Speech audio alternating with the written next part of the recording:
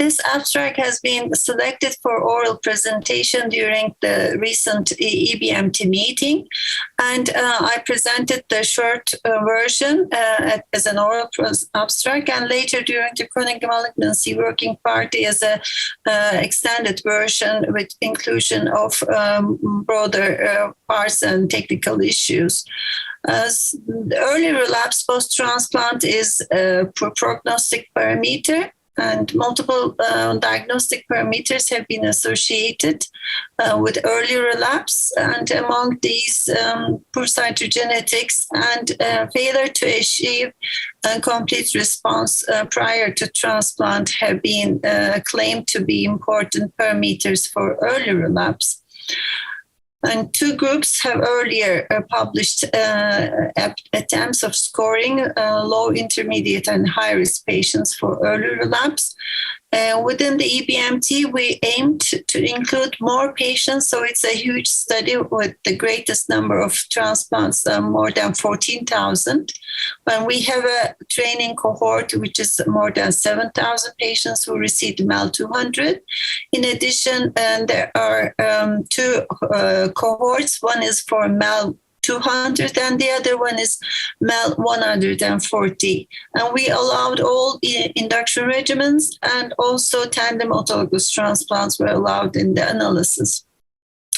After introduction of the variables for possible candidates for such a score building, we found out that the patient's ISS at diagnosis and prior to transplant, two parameters. One is the response to induction, and the second one is the performance status.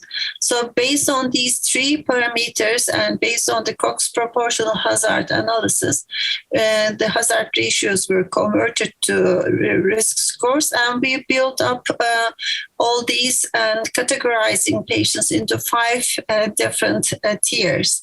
And risk score 0 to 4 is defined.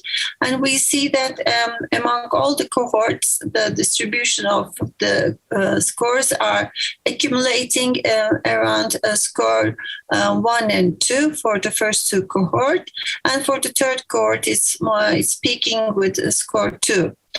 And the most important finding, I think, in our study is that we see a very nice correlation with an increase in earlier relapse rates, with an increase in the score weight. And this starts with around 6, 8, or 8% in score 0, and going up to around 35 to 48% for score 4. And this approach was validated for the high-risk patients who have presented with high risk. And although we did not include cytogenetics due to missing numbers in the model, the scoring system is working fine among high-risk patients, and is also informative for long-term outcome. So I can conclude that on such a big study, it's possible to build up a score at the time of transplant, and we can judge patients based on their potential for early relapse during the first year following HSCT.